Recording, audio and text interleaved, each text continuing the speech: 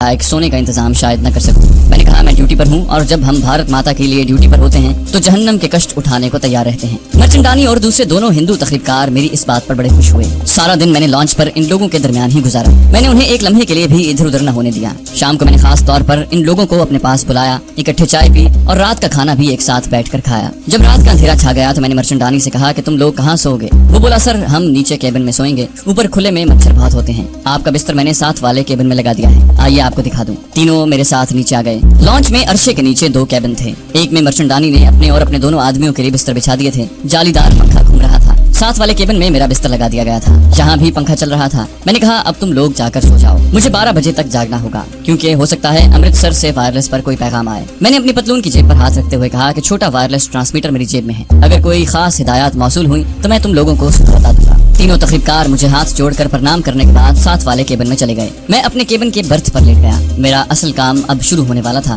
सबसे पहले मुझे इन लोगों के सो जाने का इंतजार करना था। उसके बाद असलहे वाले केबिन का ताला खोलना था। मैंने इस ख्याल से कि मर्चेंडानी से असलहे वाले केबिन की चाबी नहीं ली थी कि मेरे पास चाबी लेने का कोई जवाब नहीं था और ताला खोलने में मैं बड़ा माहिर था। मुझे सिर्फ एक पतली सी लोहे की तार की जरूरत थी जो मुझे लॉन्च पर एक जगह से मिल गई थी और मैंने उसे उस वक्त अपनी जेब में छुपा कर रख लिया था। मुझे साथ वाले केबिन से तीनों तकरीबकारों की बातें करने की हल्की आवाजें आ रही थी। इंतजार की ये घड़ियां काफी कठिन थी, मगर मैं इस किस्म के सख्त जानी का आदी था और ये सख्त जानी मेरी ट्रेनिंग और मेरी ड्यूटी का हिस्सा थी। आहिस्ता आहिस्ता इन लोगों की आवाजें आना बंद हो गईं। फिर भी मैं मजीद इंतजार करता रहा। जब मेरे अंदाजे के मुताबिक रात आधी गुजर चुकी थी तो मैं आहिस्ता से केबिन से बाहर निकला। मुझे मालूम था कि वो केबिन किस तरफ है जिसमें असलहा और गोला बारूद का बक्स रखा है। छोटी सी लॉन्च थी। असलहे वाला केबिन मेरे केबिन से चंद कदमों के फासले पर कोने में ही था। मैं सबसे पहले तकरीबकारों के केबिन के पास आया। मैंने बंद दरवाजे के साथ कान लगा दिया। अंदर इनमें से किसी के खर्राटों की आवाजें आ रही थी। जब मुझे इत्मीनान हो गया कि तीनों सो गए हैं तो मैं वहाँ से हटकर असलहे वाले केबिन के पास आ गया, जहाँ अंधेरा था। मैंने जेब से लोहे की तार निकाली और टटोल कर ताले के सुराख में डालकर उसे खास तरीके से 3-4 मरतबा दाएं और बाएं घुमाया।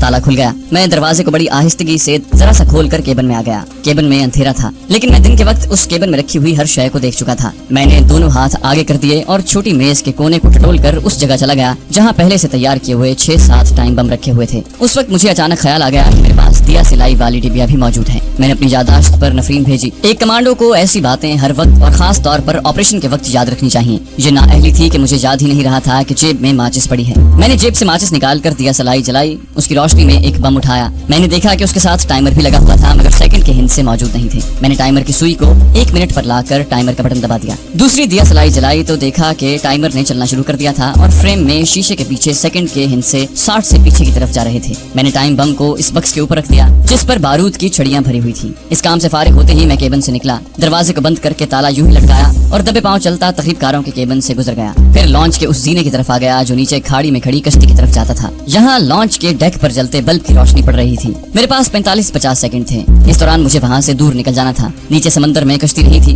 मैं आहिस्ता से खाड़ी के पानी में उतर गया और अंधेरे में साहिल की तरफ चलने लगा। मैं तेजी से हाथ पांव चला रहा था। सिर्फ एक धड़का लगा था कि कहीं इन लोगों का बनाया बम धोखा न दे जाए और लॉन्च में धमाका न हो। खाड़ी का किनारा ज्यादा दूर नहीं था। किनारे पर निकलने के बाद एक तरफ दरख्तों के पीछे होकर बैठ गया और लॉन्च की तरफ देखने लगा। 1 मिनट हो चुका था, मगर लॉन्च पर गहरी खामोशी छाई हुई थी। उस वक्त मुझे महसूस हुआ कि मुझे घड़ी खरीदने का ख्याल क्यों नहीं आया। मेरे पास घड़ी का होना बहुत जरूरी था। अभी ये सोच मेरे जहन से जुदा नहीं हुई थी कि मेरी आंखों के सामने बिजली चमकी। उसके साथ ही एक धमाका हुआ और जमीन एक दफा ऊपर होकर नीचे आ गई और समंदर की खाड़ी में जहाँ लॉन्च खड़ी थी वहाँ धुआं और आग के शोले बुलंद हो रहे थे। लॉन्च के परखचे उड़ चुके थे और मेरे देखते देखते उसके दोनों टुकड़े समंदर में डूब गए। अब खाड़ी के समंदर की सतह पर सिर्फ लकड़ी के जलते धुआं देते टुकड़े ही तैर रहे थे। घाट पर जो लोग झोंपड़ियों में सोए हुए थे वो हड़बड़ा कर उठे और आग में लिपटी हुई लॉन्च के टुकड़ों को डूबते हुए देख रहे थे और शोर मचा रहे थे। 2-1 ने पानी में छलांगे भी लगा दी। मैं ये देखना चाहता था कि तीनों तकरीबकारों में से कोई जिंदा नहीं बच गया, मगर धमाका इतना शदीद था और लॉन्च के टुकड़े जिस तरह उड़कर बिखर गए थे उसको देखकर ये सोचना बेकार था कि लॉन्च में कोई इंसान जिंदा बच गया होगा।